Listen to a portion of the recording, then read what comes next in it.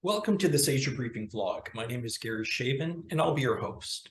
Throughout 2022, we're featuring our partner and parent company, Dezan Shira and Associates, as they celebrate their 30th anniversary. Each month, we'll speak with an equity partner, expert, or guest as they recount the firm's history to present-day story and on-the-ground issues that companies face in today's thriving and rapidly developing Asia. In this clip, we're rejoined by founder and chairman, Mr. Chris Devonshire-Ellis, who breaks the news that the company has opened its latest office and newly entered the Middle East region. Chris, welcome back and congratulations on your new office opening. At the milestone of 3 decades now, operating in Asia, Europe, and North America, what were the drivers behind the firm's newest expansion this year into the Middle East region? We've had our eye on the Middle East for 15, 16, 17 years. So we've always been interested in the region. It's just waiting for the time for the Middle East to perhaps become a bit more synchronized with the Far East, which is where the firm is active in China, India, and the ASEAN nations. That's our home. Recent developments, both in terms of a Belt and Road Initiative, which over the years has done a lot of work in South Asia and is now pushing into the Middle East region, are one of the drivers. Several of the national sovereign development funds, such as Saudi Vision 2030, the Dubai Vision 2030, Egypt Vision 2030, and there are others, are all aligned with China's Belt and Road Initiative. And some of these are extremely exciting developments. I think particularly the Saudi and Dubai ones. There are other issues as well in terms of regional connectivity between Europe and Asia, with the demise of Russia trade. Sanctioned goods are not permitted to travel from Russia, from Europe across Russia to markets in Asia. That's all gone. So the Middle East, and particularly countries such as Turkey, are now becoming a real hub for European to South Asian China trade and investment. So it makes logical sense for us to be able to put a footprint down in that region. In effect, what's happened has been that Asia has moved closer to Europe, and consequently, that's why we're established or about to establish an office there. I understand you'll be establishing an office, as you say, in Dubai, rather than servicing clients via a remote liaison desk. This is a more significant step. What prompted you to take a direct investment route? It's fine for us to work with remote clients or have remote desks, but I think that the importance of a Middle Eastern market and what we're trying to do, we need to make a firm financial commitment to that. So we have done so. We're investing, or have invested actually, in legal presence, which needs to be capitalized. We have to have offices and staff and all those things. So we've made a very specific financial commitment to the Middle East. It also means that we can exert more control in terms of how we want the practice to be managed, rather than trying to influence that from afar. So consequently, a decision was made by the board to make a financial commitment to the region, and that's exactly what we've done. What can you tell us about some of the Middle East's larger trading partners and free trade agreements? Well, the whole region, as I noted, has been developing in many ways. I talked about Saudi Arabia. They've signed off a massive infrastructure and financial investment agreement with China. Just recently, we're talking about tens or hundreds of billions of dollars. The same thing has happened between Saudi Arabia and Russia. You have other issues such as Iran, which has long been out in the cold. Now, with the geopolitics changing, Iran is slowly going to be brought back into the fold, because as it controls the international north-south transportation corridor from the Caspian Sea down to the Persian Gulf, that is becoming a vital transportation method of linking the imports and exports from Europe to South Asia. So Iran coming back into the fold, new relationships. The Gulf Cooperation Council is negotiating a free trade agreement with China. Turkey is negotiating a free trade agreement with the Eurasian Economic Union, which is also expanding. And interregional trade is taking off big time. We're talking about annual increases of 25 to 50% this year in terms of how that region's dynamics are shifting because of the situation with Russia. And these are exciting times to be in, exactly right in the middle of that. So putting together all that connectivity and making sense of sewing together those supply chains and demands, all the things that are happening, means we need to be in the Middle East, and that's what we've done. Indeed. So with all this going on, what functions will the Dezan Shira presence in Dubai have? Well, we're not going to compete with local companies in terms of assisting them with in assisting foreign investors into Dubai or the Middle East.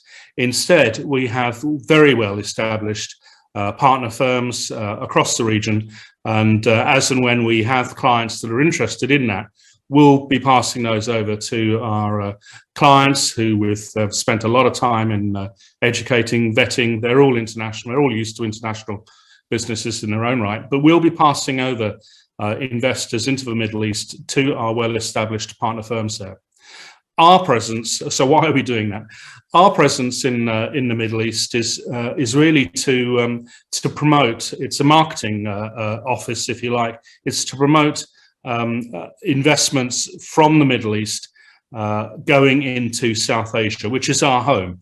And as I said earlier, the trade and investments from the Middle East into China, India, the ASEAN countries, and in particular Indonesia and Malaysia.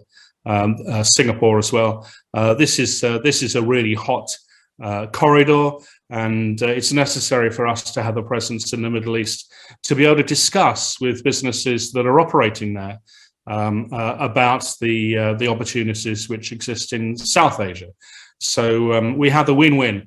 We're in Dubai and elsewhere, as I'll discuss later, to bring foreign investment into the region, and our partners will handle that.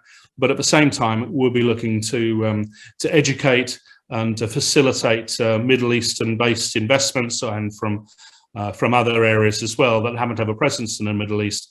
We'll be discussing with them the opportunities which also exist in South Asia, which is where our strengths are and where our home is. So you've already addressed some of this, but can you take us a little further? So it's the first for the firm in the middle as opposed to the Far East. What is the operating principle behind the idea of setting up there? What support mechanisms will there be? And how do you see this as a regional springboard, let's say, into new markets? Well, the situation with Russia has prompted this to some degree because the original route, or one of the big and very popular routes from Europe to the Far East, was via Russia, because it's the only country which has a European face, and it's the only country that also has a Far Eastern face. It's massive. It covers all of, it's the largest country in Europe, and it's one of the largest in Asia, Russia. But now with those routes having been curtailed and the shipping of goods which are sanctioned, people are having to find alternative routes. So as I said earlier, Far East Asia has moved closer to the Middle East. So when you think about it, the word the Middle East, it's exactly what it is in terms of what it means to the West and Europe, and in particular. So the Middle East has really become a growing and more important conduit to be able to facilitate trade between Europe and the Far East. So the Middle East is a stepping stone. And that's where we need to be, to assist with that, to educate people about how this works, the new supply chains. I mentioned the INSTC, and there are others. about getting products from Europe to Asia and vice versa, and new markets in between. We're talking about some significant developments, some significant markets. Turkey, for example, Iran is a major consumer market, and there are many others. Saudi Arabia, a huge consumer market. So all of these are developing, growing economies at rapid rates, GDP growth. Exciting, as I said, and that's how we're going to. That's why we're there.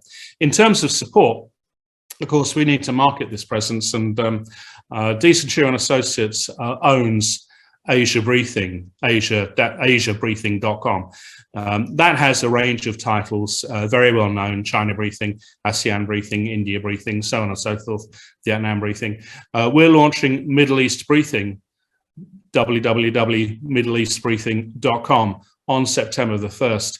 Now, we have 20 million readers plus, so that Middle East Briefing is going to, by proxy, as part of our Asia Briefing stable of titles, going to be attracting a lot of readership interest into the Middle East, and that is how we will support our activities there and support our partner firms who will be able to look after clients which we will attract through Middle East Briefing interested in getting into the region.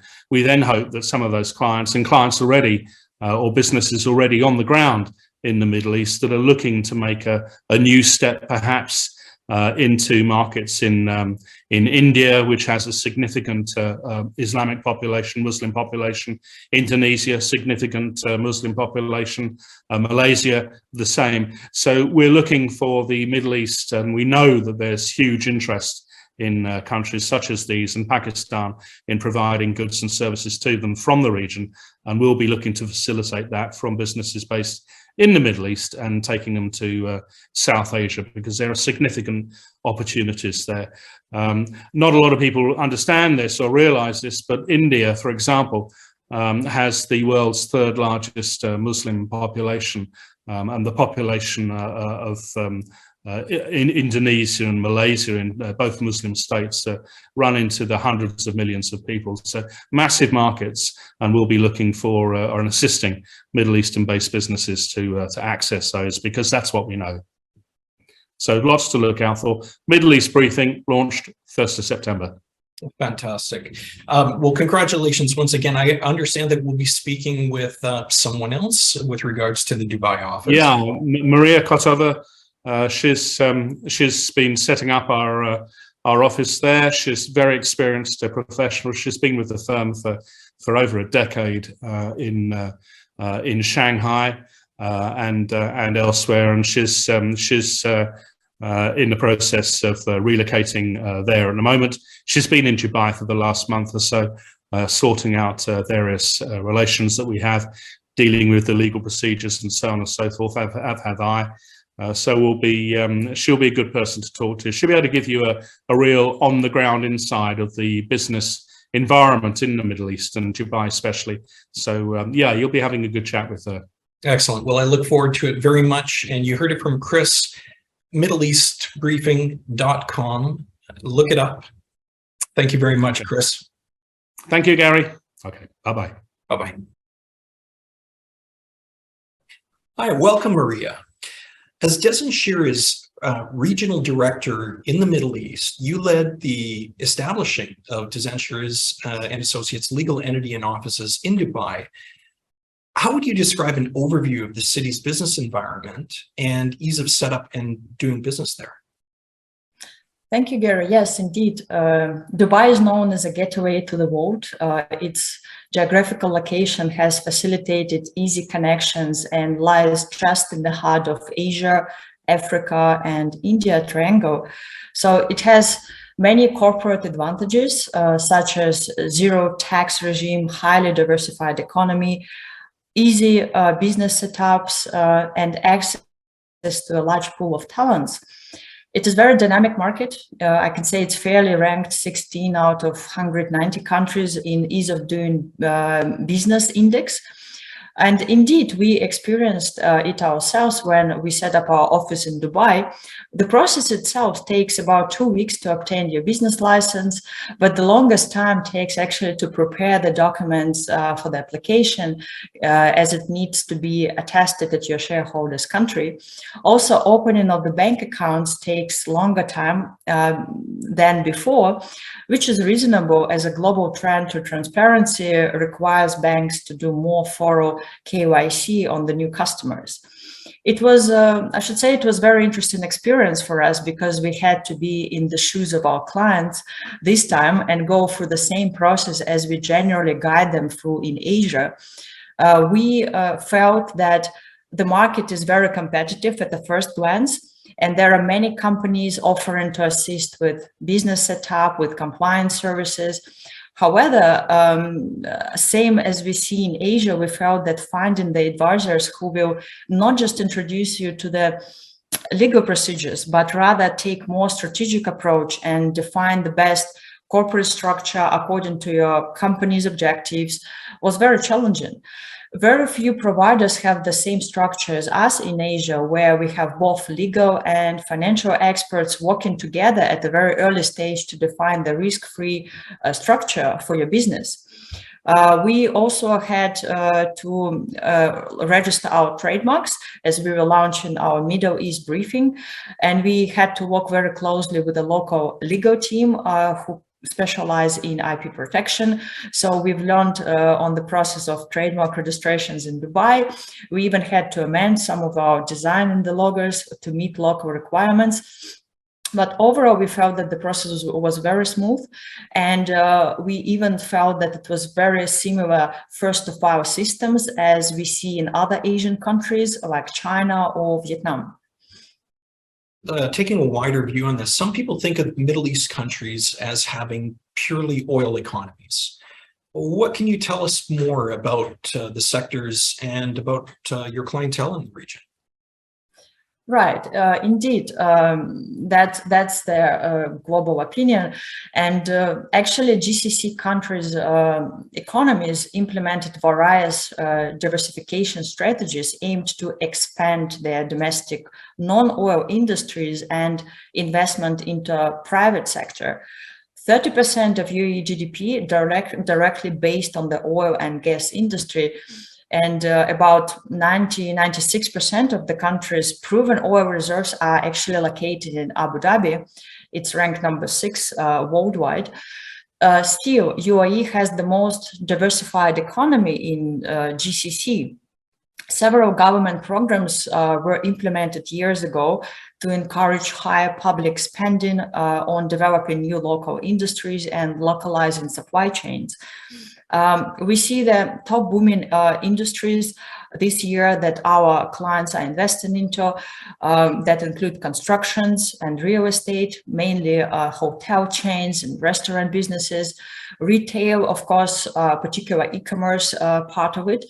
Investments into tourism sector naturally provides a lot of opportunities for our clients as it is very attractive travel destinations.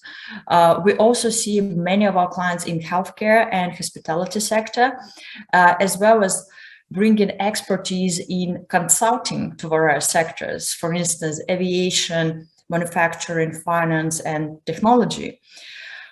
We see many of our clientele actually setting up their regional headquarters in UAE and act as a hub for managing their supply chains in Middle East and Asia. So in this very promising environment, what can you tell us about your primary plans in the region, maybe how you're collaborating with potential partners and clients, and I guess how people can get in touch? Yeah, we see an increasing number of our clients choosing UAE as a regional hub for their investment flows into Asia. Therefore, we felt it is very essential for us to have our own team on the ground and be able to meet with those companies face to face and guide them through the regulatory process in Asia. It is intimidating to enter a new market, and it is even more challenging to expand to Asia due to its ever-changing regulatory business environment. We also developing collaborations with major business and investment associations, partners in the region. We support their members and clients with practical advice on the market entry strategy, on the expansion in Asia. We provide them with insights on the current business environment in Asia, where the opportunities are for the foreign companies. The insiders look into the markets in Asia through our 29 offices in the region. So we are very open to arrange face-to-face meetings on the ground, and we encourage everyone who operates or interested to expand in Asia to reach out to our team, and we will be happy to meet. That's fantastic. It seems that you're very busy in the market. You're getting a lot accomplished. And earlier, Chris was speaking about MiddleEastBriefing.com. So there's really much to look forward to in the region. Maria, thank you very much for joining today. It was an absolute pleasure speaking with you. My pleasure.